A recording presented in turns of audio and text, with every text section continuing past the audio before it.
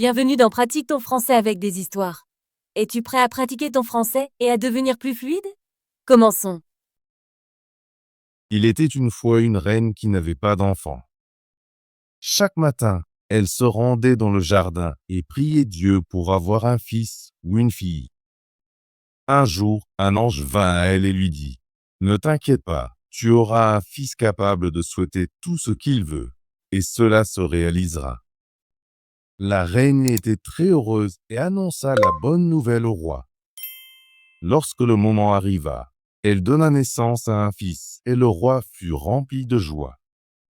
Chaque matin, la reine emmenait son bébé dans le jardin où vivaient des animaux sauvages, et elle se baignait dans un ruisseau clair.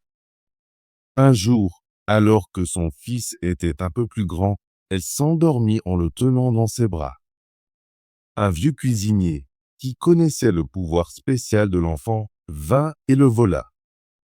Il tua une poule et étala son sang sur les vêtements de la reine. Ensuite, il emmena l'enfant dans un endroit secret où une nourrice devait s'en occuper. Il courut vers le roi et lui dit que la reine avait laissé des bêtes sauvages prendre leur enfant. Lorsque le roi vit le sang, il crut le cuisinier et devint très en colère. Il ordonna qu'une haute tour soit construite, où le soleil et la lune ne pourraient pas briller, et il fit enfermer sa femme à l'intérieur. Elle devait y rester 7 ans sans nourriture, ni eau jusqu'à ce qu'elle meure de faim. Mais Dieu envoya 2 anges sous la forme de colombes blanches pour lui apporter de la nourriture chaque jour jusqu'à ce que les 7 années soient écoulées. Pendant ce temps, le cuisinier s'inquiétait. Il pensa, si le garçon peut souhaiter quoi que ce soit, il pourrait me causer des ennuis.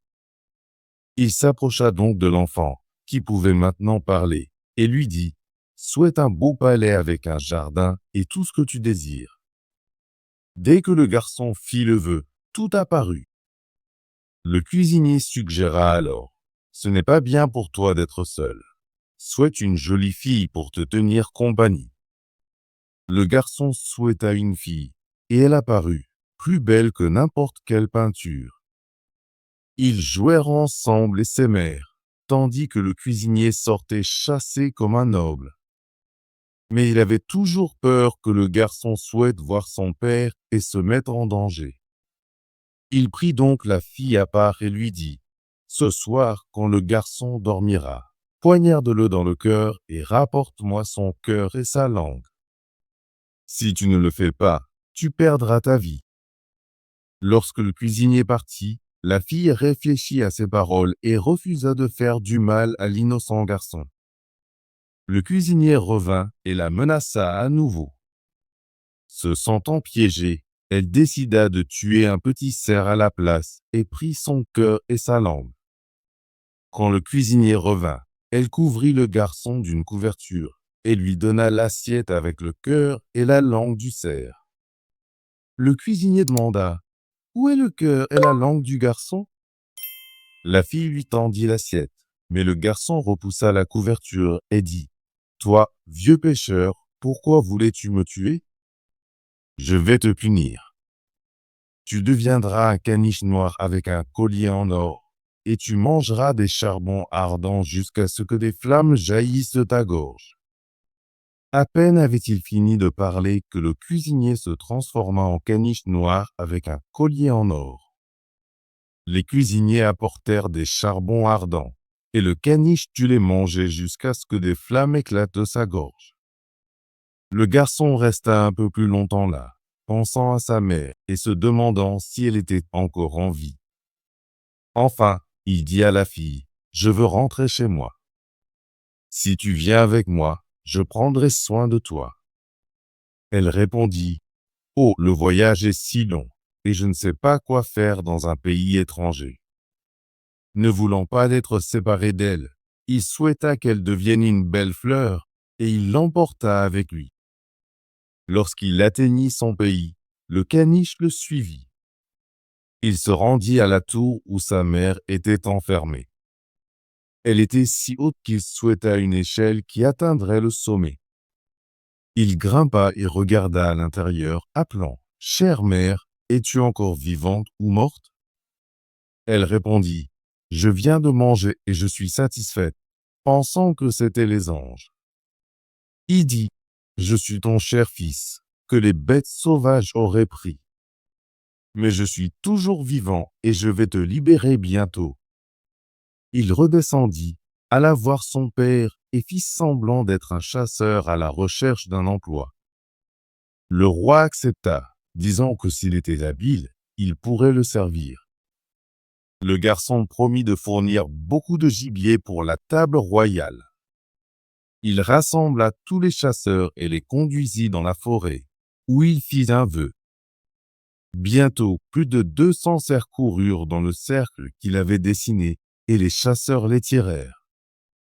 Ils remplirent 60 chariots de gibier et le rapportèrent au roi, qui était très heureux d'avoir enfin de la nourriture après des années de disette. Le roi voulut que tout le monde célèbre avec lui et organisa un grand festin. Il invita le chasseur à s'asseoir avec lui, mais le garçon dit, « Mon roi, je ne suis qu'un pauvre chasseur. » Le roi insista, et le garçon s'assit à ses côtés. Pendant le repas, il pensa à sa mère et souhaita que quelqu'un demande des nouvelles d'elle dans la tour. Juste à ce moment-là, le maréchal prit la parole et demanda comment allait la reine. Le roi répondit avec colère. Elle a laissé mes chers enfants d'être dévorés par des bêtes sauvages. Je ne veux pas entendre parler d'elle. Alors le garçon se leva et dit, Père, elle est encore vivante, et je suis son fils. J'ai été enlevé par ce vieux cuisinier qui a renversé du sang de poulet sur le tablier de ta femme. Il désigna le caniche et dit, C'est lui. Ils apportèrent les charbons ardents, et le caniche dut les manger jusqu'à ce que des flammes éclatent de sa gorge. Le garçon souhaita ensuite transformer le caniche de nouveau en cuisinier, et soudain il se retrouva là, en tablier blanc avec un couteau. Le roi devint très en colère et ordonna que le cuisinier soit jeté dans le plus profond des cachots. Le garçon demanda alors, « Père, aimerais-tu voir la fille qui s'est occupée de moi et qui a failli me tuer mais a choisi de ne pas le faire ?» Le roi acquiesça. Le garçon sortit la fleur et la posa sur la table royale. Elle était si belle que le roi n'en avait jamais vu de pareille.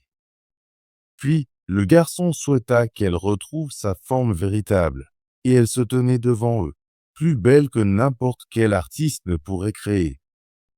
Le roi envoya 2 servants chercher la reine pour l'amener à la table royale.